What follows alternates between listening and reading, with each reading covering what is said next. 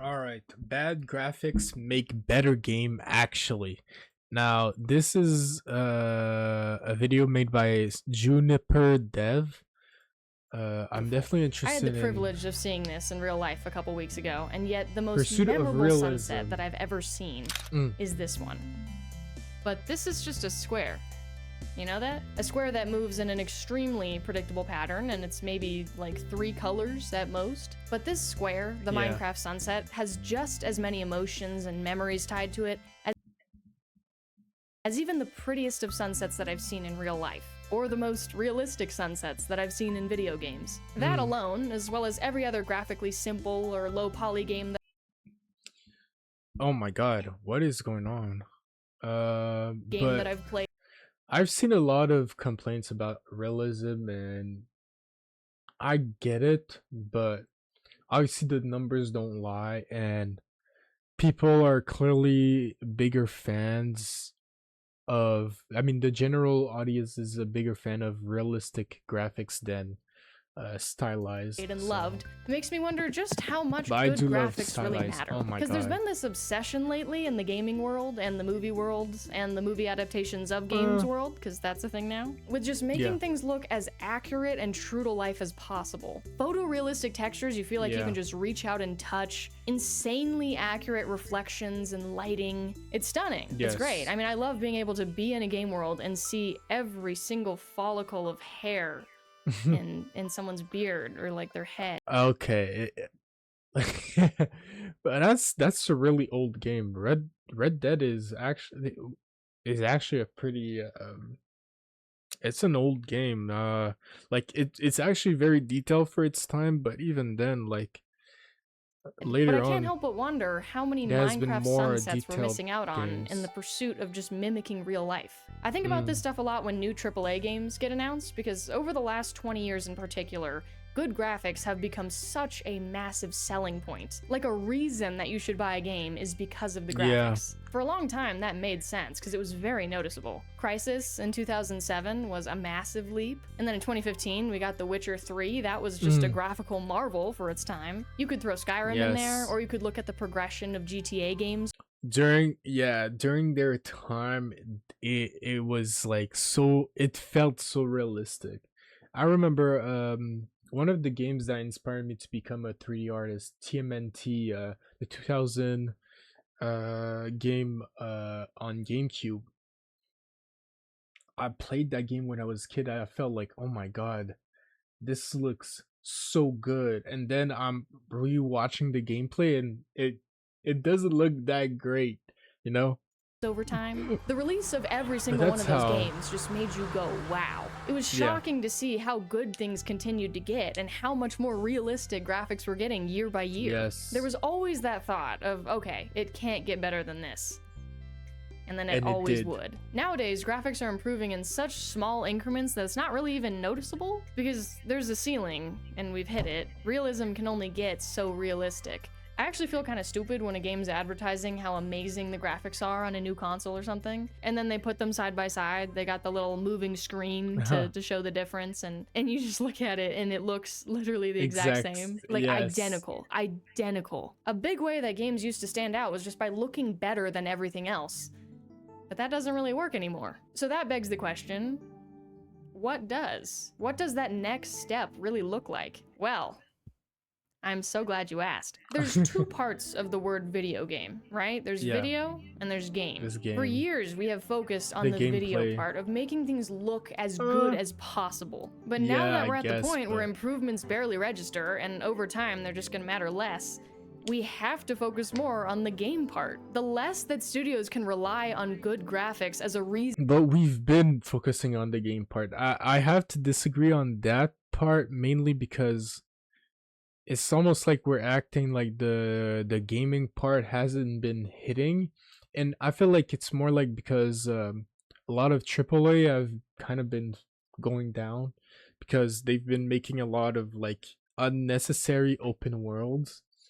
But even then, the in general, overall, the whole gaming scene has been like, I'm not talking about the industry, but like the games that have come out has been like A-tier top quality game every year. Whenever I watch the game of the year awards, like, we've been eating good. Like, I feel like every year we're getting like very good games, even though the industry is not like doing crazy in right for now. players to buy a game, the more they'll have to make genuinely good games. We are entering what I think of as the romantic era of gaming. There was a time from the Renaissance era to neoclassicism where artists cared a lot about technical perfection. Overall Yeah. accuracy, anatomy, proportions, just making things look correct. But eventually, the same as every art movement, there was a reactionary movement, and the focus shifted towards art that made you feel.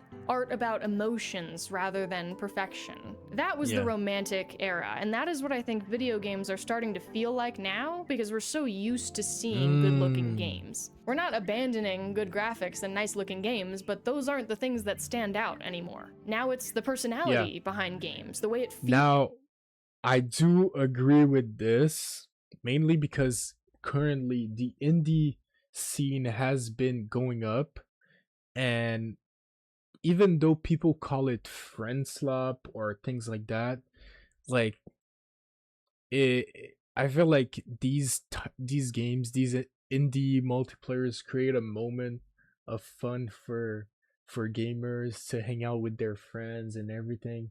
Especially now in this economy has been kind of tough. To explore, the way that a unique aesthetic brings you to what feels like a different universe, or the things that have just never been done before. It's really the same thing that we're starting to see with animated shows and movies now. Animation Yes. quality over the last 20 years has absolutely skyrocketed, and you are able to see an insane amount of detail on anything. I noticed this when I watched The Secret Life of Pets. The fur on these creatures is abundant. There is a lot. You can see every little follicle. And that's cool, that's fun to see, but do we need that? Compare it for a second to the more recent movie, Hoppers. The animals in this movie have fur, but it's not necessarily realistic to the textures of those animals. The beavers look like they're made of felt, and lizards look more like... That is true, but that doesn't mean the detail is not insane, because I look at this and I'm like, oh wait, the quality is actually crazy. Like, even though it's not like realistic, it does not mean that the quality is not like actually insane.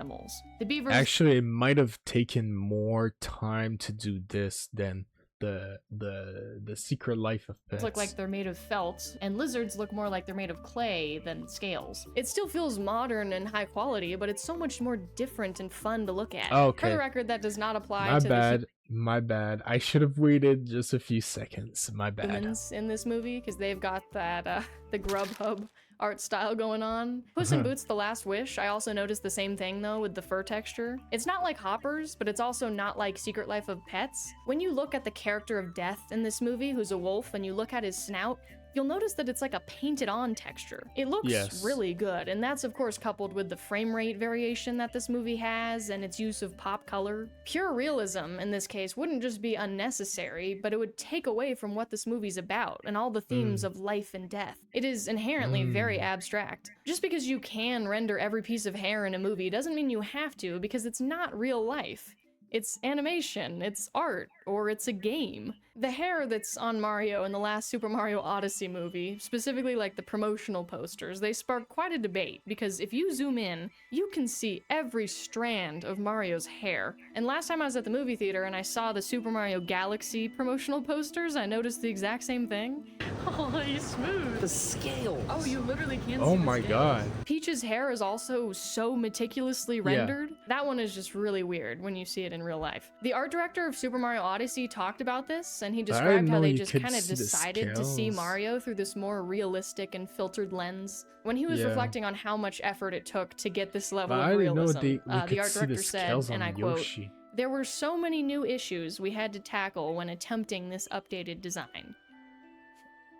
Yeah, I wonder why. Issues. None of these things had to be issues. Especially if this level of detail is Yeah. delaying the game in the end or making it more expensive to make, which, I mean, I would bet it definitely probably is. Mario 64 Mario is just as Mario Odyssey Mario, and he is just a little hexagon with legs. This game didn't just give Mario a unique characterization that would carry on into all the later games, but it felt immersive and fun, and it didn't need good graphics for any of it. In fact, the bad graphics actually accentuated what this game was. It isn't serious, it's Mario, it's fun, it's whimsical. You bounce multiple feet in the air every time you jump, and you yell at every little opportunity. The bad graphics here were, of course, because this game came out in 1996, Yeah. this was the best that they could do. But I really feel like if this game came out with the same hyper-realistic, perfectly smooth graphics that modern Mario games have, it just wouldn't hit the same. There's a sense of personality and fun that comes from seeing imperfections and seeing the limitations holding something back from realism. Seeing all the stretched textures from so many of the games in this era.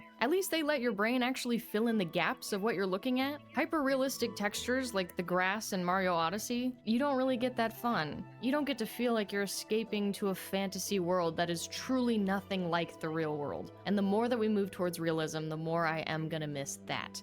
20 aspiring developer, that is inspiring beyond belief. To know that even a game without insane models can still be loved 20 years later when those good models become the standard. It's classic. But you know what really classic. makes games better, especially for developers? Even the optimization Learning of how to that code game with is BootDev, today's sponsor. such a marvel. BootDev is a place that you can learn to code, except it feels like a game instead of a class. So instead of watching tutorials, you're progressing through this whole RPG style system. You're leveling up, getting XP, completing challenges, and unlocking things. It scratches that same itch that games do, which is great for low attention spans like myself. I do a lot of coding in my own time, obviously, but BootDev still just keeps things fresh and gives me a place to learn new things that I might have never explored otherwise. There are so many unique activities and courses on all sorts of fun stuff. So whether you're an absolute coding beginner or not, you will find something. Also, they've got this guy named Boots. He's basically your built-in guide, and the cool part is that he won't just give you the answer if you get stuck. He actually helps you figure it out so you don't just copy and paste your way through everything. You can try pretty much everything for free on BootDev and see if you like it. And then if you do, you can use code JuniperDev to get 25% off the first year of your annual plan.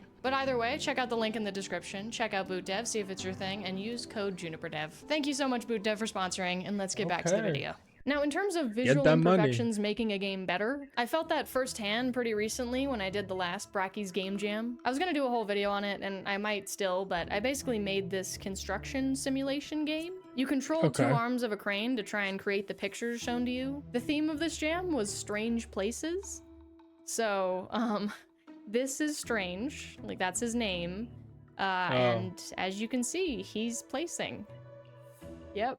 I worked on this with my friend Ari, and we have a tendency to interpret the prompts as literally as possible. But anyway, the art that I made for this game is a very wobbly doodly style because we didn't have a lot of time. But originally, there was no animation to anything. It was very static. It wasn't horrible, but I wasn't super proud of it, and I wanted to make it better. That threw us into a bit of a dilemma. I could spend a bunch more time trying to get nice, properly shaded, good-looking pixel art to compete with all the other gorgeous entries in this jam. Or honestly, we could just lean into the goofiness of this concept and the whole game and just redraw the same sprites on top of each other to make them wobble. Doing that gave the game a handmade look, and the messy graphics really matched the vibe. I want more games to do that so we get more Mario 64s in 2026.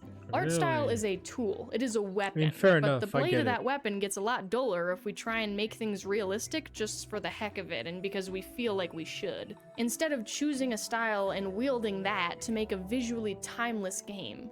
Like this raccoon game that just came out, I'm seeing it all over my Instagram feed, called Funny Raccoon Game. It takes one look at this game to know what the experience is gonna be like, both narratively and obviously aesthetically. It's breaking so many pixel art rules. There's pixels of all different sizes, those are called mixels. This was so on purpose and it's so funny. And this doesn't just apply to whimsical, funny games, right? I think about the painterly feel of Grease, or the bloodstained chaos of Ultra Kill, or Cuphead, everything about Cuphead. Cuphead literally hired artists to recreate 1930s animation techniques from scratch, hand-drawn, on paper, and it is one of the most standout games that I've ever seen. Now, I putting mean, that yeah. excitement aside, there's also something really cool that can happen when you combine realism with stylization. I have a lot to say about this, but we're going to start with Mirror's Edge. Okay, look at this one shot. The reflections here are very true to life. You would definitely call this realistic in the way that a lot of AAA games are. But Yeah. also, look at how white everything is. And then there's this one pop of color with the yellow. And now look at the rest of the game. The bold primary colors clashing with the white background create such a cool, futuristic aesthetic that is still gorgeous and realistic, buzzword of the day, I need but to play also Mirror's really Edge. I recognizable. heard it's like Recognizable from the graphics, not the it's world design. iconic.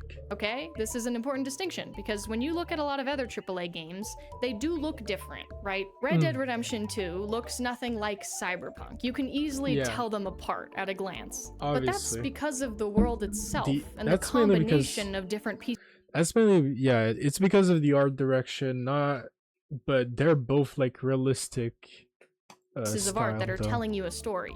Cyberpunk takes place in a very cyber city, and Red Dead sure feels like early 1900s America, Yeah. but the stylization there comes from something a lot more complex than It's just the looking art at one red pressure art valve in Mirror's direction. Edge and knowing that it's Mirror's Edge. Breath of the Wild accomplishes a similar thing because it's very soft, ambient, it's very low contrast. And it's not even just that, it's also I mean the setting of the world and everything. Like There's no this strong outlines, there's not a lot of noise to the textures, colors are muted but still very luscious. Those are all Mhm. decisions that definitely make it less realistic than Mirror's Edge. But when I think of this game, I can picture one tree from this game in my head, and it sure looks like it's from Breath of the Wild. As much as I love Red Dead, I can't do that Yeah. because a tree just looks like a tree in this game, which could be a myriad of trees in any other realistic game, unless you put it in with the rest of the world, and then it makes Yeah. sense. You see what I'm saying? We get in the picture now. So I love Breath of the Wild and Mirror's Edge for its creative direction. I love games that take the risk and really pave a unique visual identity for themselves, because it really is a risk. Going for Yes.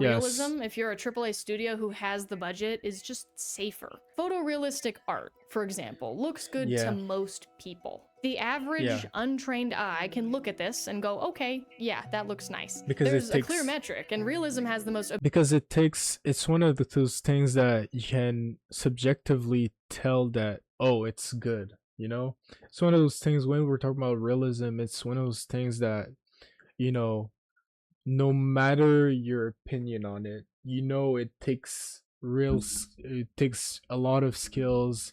It takes uh it takes an understanding of anatomy, of lighting, of rendering, of how materials work and everything, right? But with stylization, really from beginner to the biggest expert can do stylized work. When like the best example I can give you is when I was in 3D animation school, they would tell us how it's actually very important to have like at least one piece of portfolio that's realistic so they can kind of gauge your skill.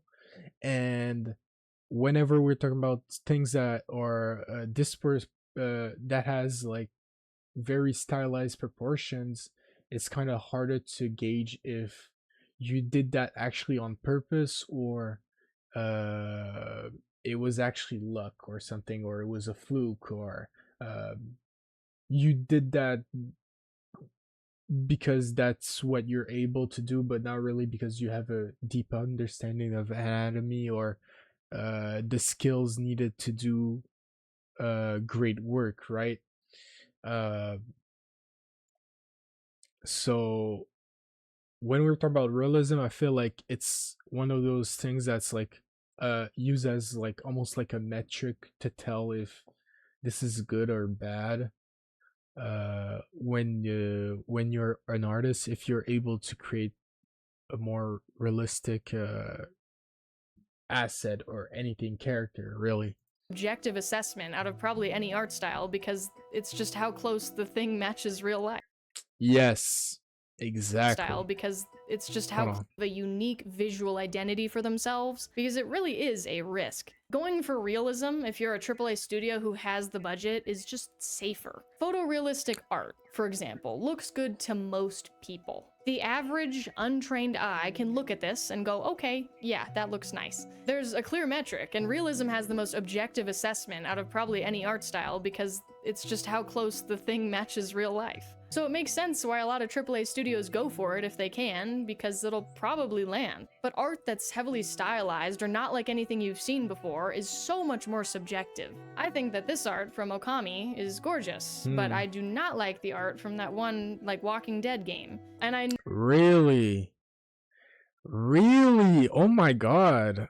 I mean, I get it, but I don't know if like later on like the graphics do get better, but they still lean into that rugged, messy art style. So I don't know if I agree with that.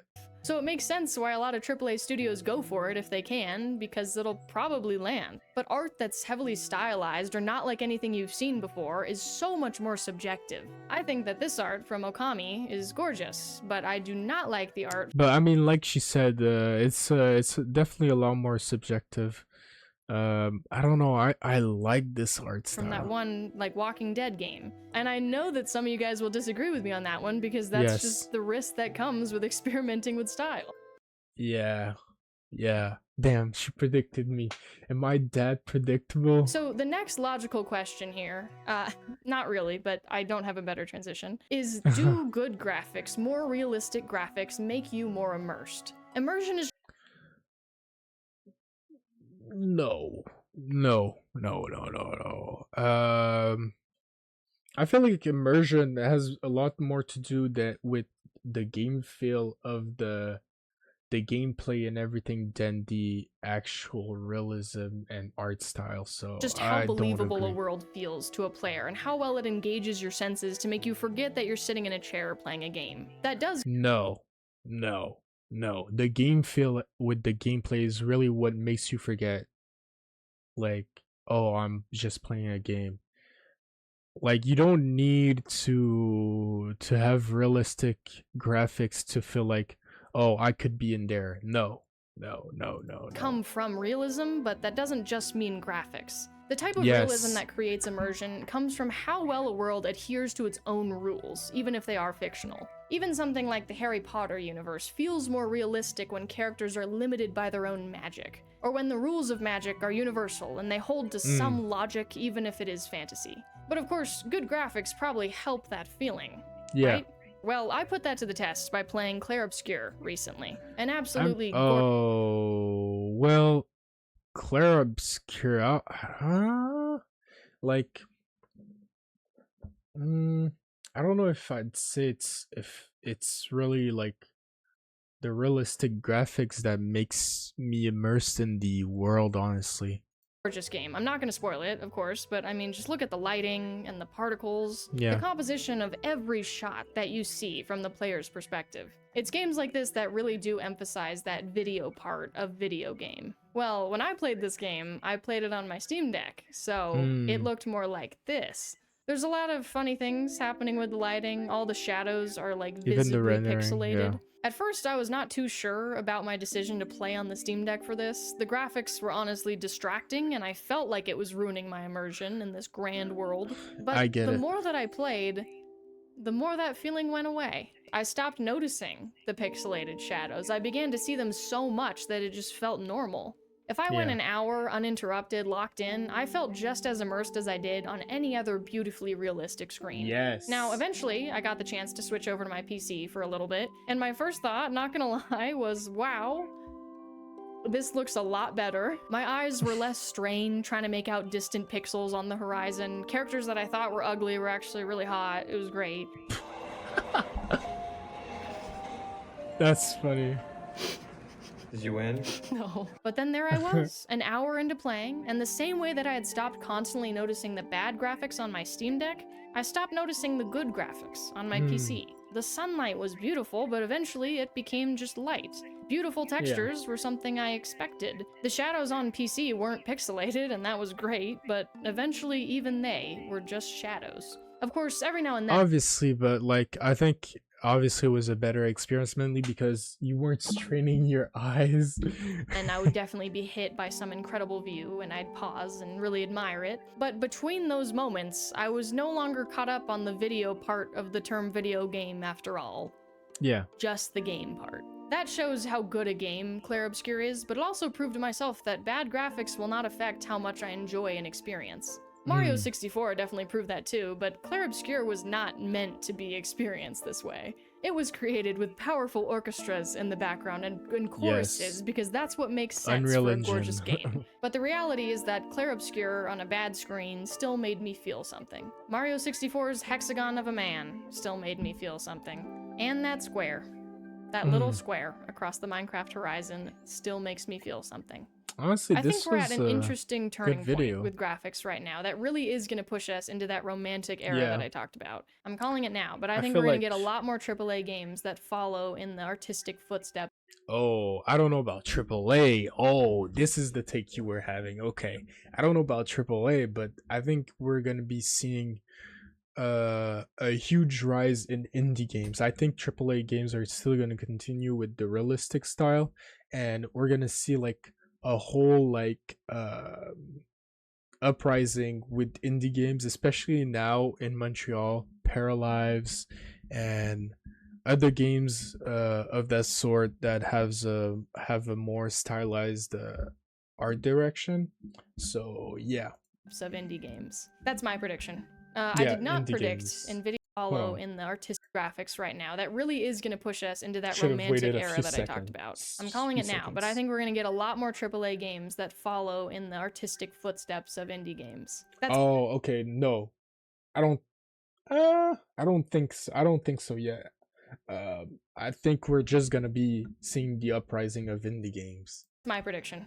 I did not predict NVIDIA's new AI thing that just came out. I was going to talk Yeah. Let's not even talk about that in this video, but you know, I think it's better we focus on all the good things that are going to come from the graphical plateau that we're at, because it's very interesting, and we haven't really hit that before with a lot of media. I think a lot of cool stuff is going to come from it.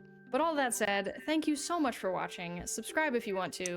Honestly, I'm gonna subscribe. I've already subscribed. I'm gonna like it. This was a good video. I liked it a lot. I am definitely hype in seeing the new rise of indie games and stylized games. As an artist, I'm always excited for that.